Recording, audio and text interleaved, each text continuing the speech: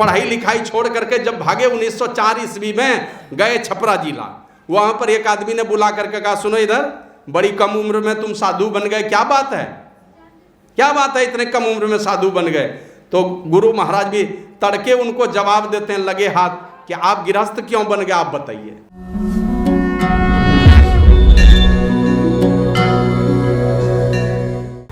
श्री सद्गुरु महाराज की जय। और आप लोग जानते हैं वाल्मीकि मुनि कौन थे, उनके विषय में तो आप लोगों को पता है।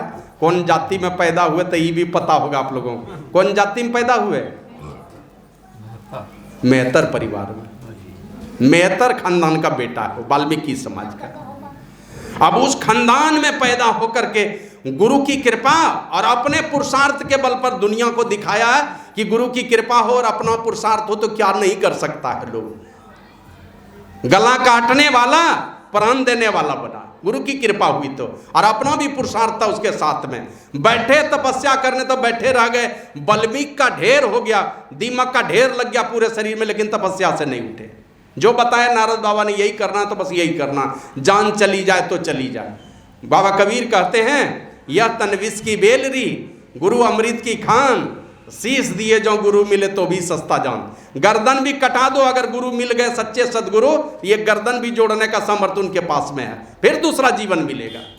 इसलिए एक से एक महापुरुष इस धरती पर आए कि गुरु की कृपा हमारे ऊपर प्राप्त हो, सब कुछ लुटा दिया।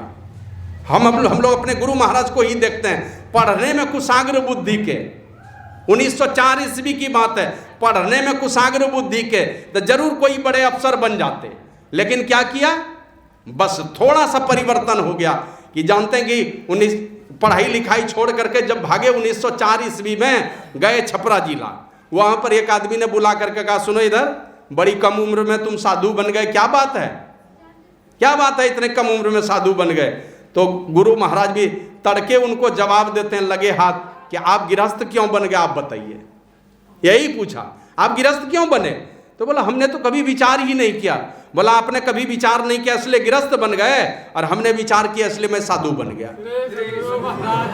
क्या विचार किया कि बार बार हमारे पिताजी पढ़ते थे, दे धरे कर यही फल भाई, भजी राम सब काम बिहाई, और ये पंक्ति पढ़ते पढ़ते गाते गाते पिताजी रोने लगते थे। तो बाद में जब रामचरितमानस को बांध के रखते थे तो गुरु महाराज खोल के देखते थे कि मेरे पिताजी कहाँ जाकर के रुकते हैं और कहाँ जाकर के रोते हैं। इसका मतलब है कि इस पंक्ति में कुछ गूढ़ रहस्य छिपा हुआ है, और ये सोच करके गुरु महाराज सदा सदा के लिए वही कहा कि हमने विचार किया इसलिए मैं साधु बन गया, कि अनजाने डगर पर चला हूं, कोई ऐसे सच्चे सदगुरु मिल जाए जो भक्ति का भेद बता दे, संतों के वचन का कोई भेद बता दे हमको, कि हम साधना करके हम साधना की पराकाष्ठा पर पहुंच सकें। तो वही भगवान श्री राम ने विचार करके तब वाल्मीकि मुनि के पास गए हैं, अब विचार करके देख लिया कि इनसे बड़े तपस्वी कोई महापुरुष नहीं है, और उनके पास जा करके कहते हैं कि महाराज मैं 14 वर्षों के लिए आया हूँ, यहाँ पर वन में रहना है मुझे, और मेरे पिता का आदेश है कि मुझे 14 वर्षों तक तपस्वी बन करके रहना है, वनवासी बन करके रहना। और कैसा संकल्प था, माँ ने कहा है वनवासी बन के रहना है, तपस्वी बन के रहना है, तो दोनों ने पति पत्नी ने ब्रह्मचर्य व्रत ले लिया। 14 वर्षों तक रहे जंगल में, एक भी संतान नहीं, मतलब समझ रहे हैं ना, ब्रह्मचर्य व्रत का संकल्प ले लिया, क्योंकि माता का आदेश है हमें 14 वर्षों तक वनवासी बन के रहना, ब्रह्मचर्य पालन करना।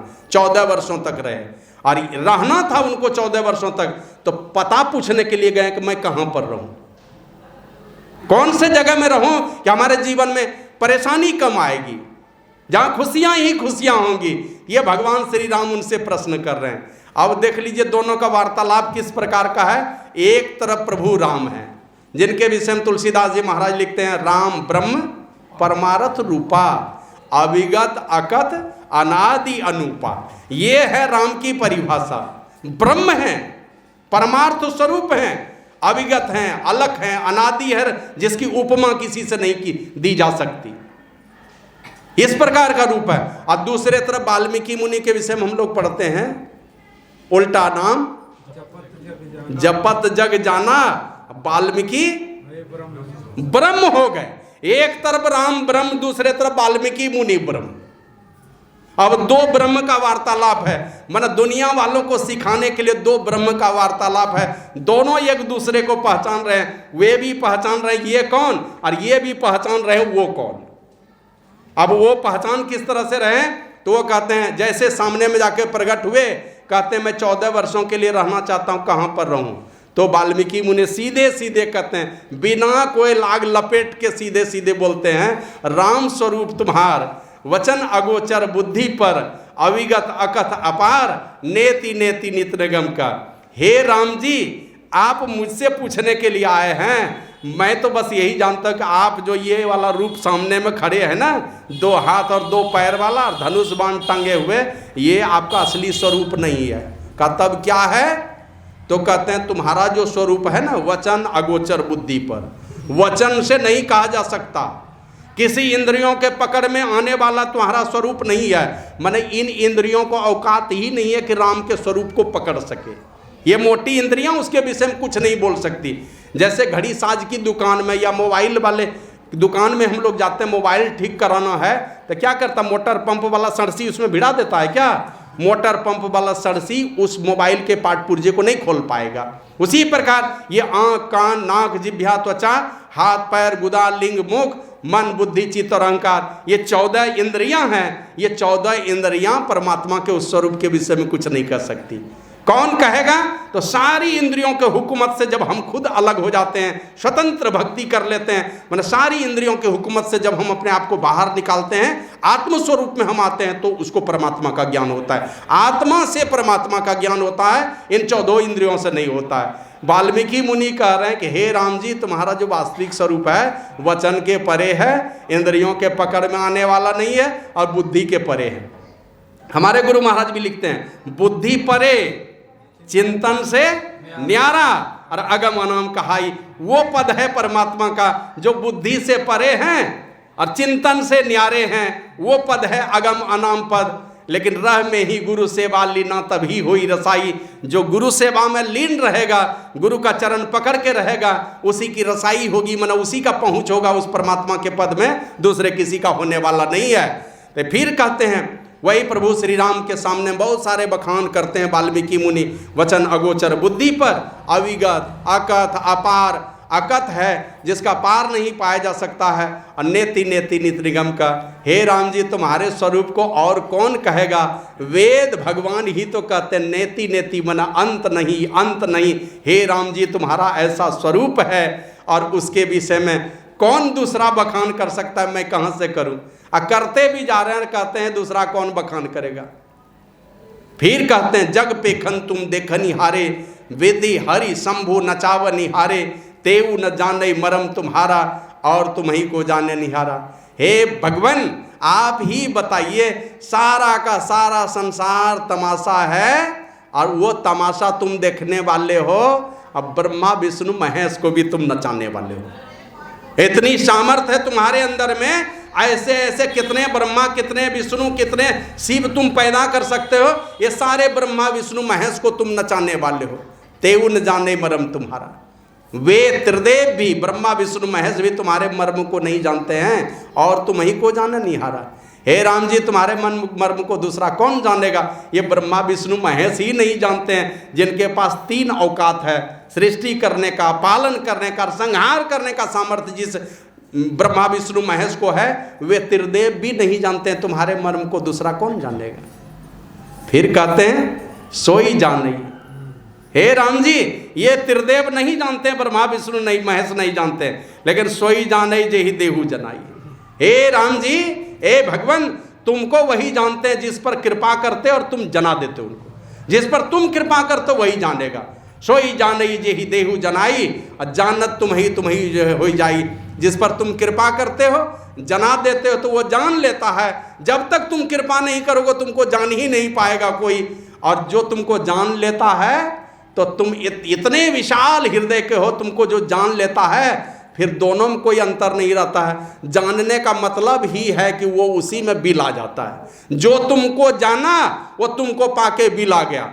माता सबरी के यही कहा था राम जी ने, मम दर्शन फल परम अनुपा, जीव पावहिन सहज स्वरूपा। ए सबरी, मेरे दर्शन का सबसे बड़ा फल यही है। घर मिलना, द्वार मिलना, बेटा बेटी मिलना, ये भी फल है, लेकिन सबसे अंतिम फल है परमात्मा के मिलने का, कि जीव अपने आत्मस्वरूप को पा लेता है, और जिस दिन आत्मस्वरूप को पा लिया, आप उन्हीं को खोज मिले जब राम सनहि। जैसे अपने आप को पाता है तो वह देखता है हम प्रभु प्रभु हम एक ही होई, द्वंद्व द्वैत रहे नहीं कोई, मैं ही ऐसी आरती कीजय, भव मह जन्म बहुरी नहीं लीजय। वो परमात्मा में मिलकर एकम एक हो जाता है, फिर इस संसार में जन्मना मरना ही नहीं होता। अब माता सबरी सामने में प्रगट रूप में, माता सबरी कहाँ गई तो कहते हैं कही कथा सकल बिलो की हरिमुख, हृदय पद पंकज धरे, तजी जोग पावक दे हरिपद लीन भई जहाँ नहीं फिरे। परमात्मा के उस पद में चली गई जहाँ से लौटना ही नहीं पड़ता है। मने माता सबरी परमात्मा श्री राम में मिल करके एकम एक हो गई, जहाँ से लौटना ही नहीं पड़ता है। और राजा दशरथ मर के कहाँ गए? राम राम कही राम कही, राम राम कही राम, तनु परिहर रघुवर विरह राहु गए सुरधाम। कहाँ गए राजा दशरथ? 6 बार राम राम राम राम कह करके इस शरीर का परित्याग किया, मर करके स्वर्गलोक चले गए। सबरी कहाँ गई? तो सबरी गई परमात्मा को उस पद में जहाँ से लौटना ही नहीं पड़ता है, सदा सदा के लिए परमात्मा मिलकर एकम एक हो गई। वही वाल्मीकि मुनि कहते हैं, हे राम जी, ये ब्रह्मा विष्णु महेश भी तुम्हारे मर्म को नहीं जानता, दूसरा कौन जानेगा? फिर कहते हैं सोई जाने, एक है जो जानता है, जिसको तुम जना देते हो, और जो जान लेता है तो फिर तुमसे अलग नहीं रहता, वो राम ही हो जाता है। जैसे सरिता जल जल निधि मह जाई, अचल होई जिमी जीव हरि पाई। जैसे नदी का जल बहते बहते बहते सागर में मिल जाए, तो आप उस सागर में नदी को खोज के निकाल पाएंगे? जाके देखिए तो बंगाल में, बंगाल की खाड़ी में गंगा जी मिल जाती है, खोज के निकालिए तो गंगा जी को कहाँ पर है? वो सागर में मिलके सागर हो जाती है, नाम और रूप ही समाप्त हो जाता है, वो सागर रूप में हो जाती है। उसी प्रकार ये जीवात्मा परमात्मा में मिलकर परमात्मा ही हो जाती है, जीवात्मा शब्द ही खत्म हो जाता है। फिर प्रभु श्री राम को कहते हैं वाल्मीकि मुनि, हे राम जी, जिस पर तुम कृपा करते हो वो तुमको जानता है, और जो जानता है फिर राम ही हो जाता है। और तुम्हारी ही कृपा तुम ही रघुनंदन, जाने भगत भगत उर्चंदन। हे भक्तों के हृदय के चंदन रघुनंदन श्री राम जी, तुम्हारी कृपा से ही तुमको जानते हैं। फिर आगे कहते हैं, चिदानंदमय दे तुम्हारी, विगत विकार जान अधिकारी। जो विगत विकार शुद्ध अंतःकरण वाले हैं, शुद्ध अंतःकरण में सारे गुणों को अपने कब्जे में रखने वाला, त्रय गुणों से पार हो गए, तीनों गुणों को अपने कब्जे में जिसने कर लिया, कोई दुर्गुण नहीं रह गया, सारे गुण उसके बस में हैं। गुरु महाराज के पास कभी कभी कुछ संत सेवी कहते थे, हुजूर इतना जोर गरजने लगते हैं, लोग क्या कहेगा, इतने बड़े संत इतना गुस्सा करते हैं। तो गुरु महाराज कहते थे, तुम्हारा क्रोध जो है ना वो निरंकुश है, मेरा क्रोध मेरे अंकुश में है। मेरा क्रोध मेरे बुलाने पर आता है और भेज देने पर चला जाता है। जैसे काठ मिस्त्री लोगों को देखे हो, बोरा में सब आरी बसुल्ली क्या क्या लेकर, रुखानी ये सब लेके आता है। जिस औजार से काम करना पड़ता है कर लेता है, और काम करके फिर उसी बोरे में भर देता है। तो मुझे क्रोध से काम लेना पड़ता है, तो मैं बुलाता हूँ और क्रोध से काम लेकर के फिर भेज देता हूँ। क्रोध किन के लिए? का जरूरत पड़ने पर राजा के लिए, उसके लिए जरूरी है, उसका काम पड़ता है। क्रोध किसके लिए? क्रोध है संत के लिए, जरूरत है उसको क्रोध का। नहीं क्रोध करेगा तो लोगों में सुधार भी नहीं होगा। क्रोध किसके लिए? माता पिता के लिए। बच्चों पर क्रोध नहीं करेगा तो बच्चे का डर खत्म हो जाएगा। तो क्रोध इन लोगों के लिए आवश्यक चीज है। तो गुरु महाराज कहते थे, तुम्हारा क्रोध बिन बुलाए आता है, भेजने से जाता नहीं है, और मेरा क्रोध मेरे बुलाने पर आता है और भेजने पर चला जाता है। तो भगवान श्री राम को कहते हैं वाल्मीकि मुनि कि जिस पर तुम कृपा करते हो वो तुमको जानता है, और चैतन्य में और आनंद में तुम्हारा शरीर है। जानता वही है जो शुद्ध अंतःकरण वाले हैं, विकार रहित जो शुद्ध अंतःकरण वाले हैं, कोई विकार जिनके अंदर में नहीं है। गुरु महाराज एकदम दावे के साथ कहते थे। लोग पूछते थे, हुजूर चमत्कार नहीं तो नमस्कार क्या, कौन करेगा आपको चमत्कार? तो गुरु महाराज कहते थे, चमत्कार किसे कहते हो? रावण तो बहुत बड़ा चमत्कारी था, लेकिन एक गड़बड़ी थी। वो क्या थी गड़बड़ी? क्या गड़बड़ी थी? लाखों लाख देव कन्या को, लाखों लाख गंधर्व कन्या को, लाखों लाख नाग कन्या और देव कन्या और गंधर्व कन्या को कब्जे में रखा था। सारे देवियों को अपने कब्जे में रखा था। ये तो बाद में देवी सीता चली गई वहां, ये सब का छुटकारा हो गया, और नहीं तो पता नहीं कब तक पड़ी रहती। देवी सीता के चलते छुटकारा हो गया। तो एक ही गड़बड़ी थी उनके चलते का इसी के चलते सब चमत्कार हो गया बेकार उनके लिए, उसका जीवन हाहाकार हो गया। और इसी गड़बड़ी के कारण अपने खानदान में 1 लाख बेटा और 1.25 लाख नाती जी, पोता दक्षिणी भारत में कहते हैं उसको। तो ये 1.25 लाख पोता और 1 लाख बेटा, सबके पत्नी को विधवा बना दिया। माने 1 लाख बहू और 1 लाख पोते की पत्नी, 1.25 लाख, सबको विधवा बना एक आदमी के दुष्चरित्र के चलते। यही गड़बड़ी थी। का दुनिया में सबसे बड़ा चमत्कार यही है।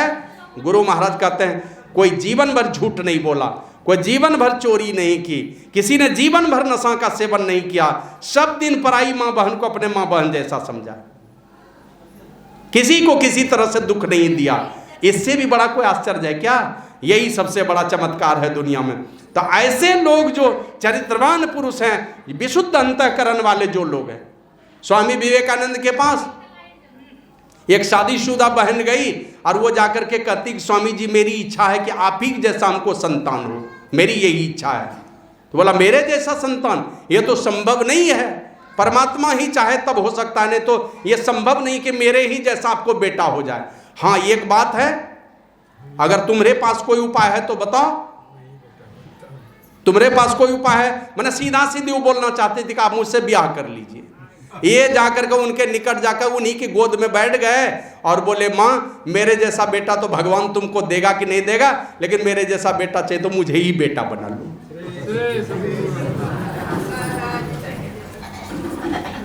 तो इस प्रकार का जो जिसका जीवन होता विशुद्ध अंतःकरण हो गया, सारे विकारों से अपने आप को ऊपर उठ गया। और सारे विकारों से जब तक नहीं ऊपर उठेंगे, आया संतवाणी में, इस नगरी में तिमिर समाना, भूल भरम हर बार, खोज करो अंतर उजियारी, छोड़ चलो नव द्वार। नवों द्वारों से अपने आप को उठा लीजिए ऊपर, 10वें द्वार में प्रवेश कीजिए। नवों द्वार में जब तक रहेंगे तब तक उल्टा पुल्टा गलती सही होता रहेगा, भूल भरम होता रहेगा। उठा लीजिए अपने आप को, 10वें द्वार में ले चलिए, सारे इंद्रियों को निर्विषय बना दीजिए, तो इंद्रियों को भोगने की क्षमता ही खत्म हो जाएगी। निर्विषय तत्व परमात्मा की ओर लगा लिया अपने मन को।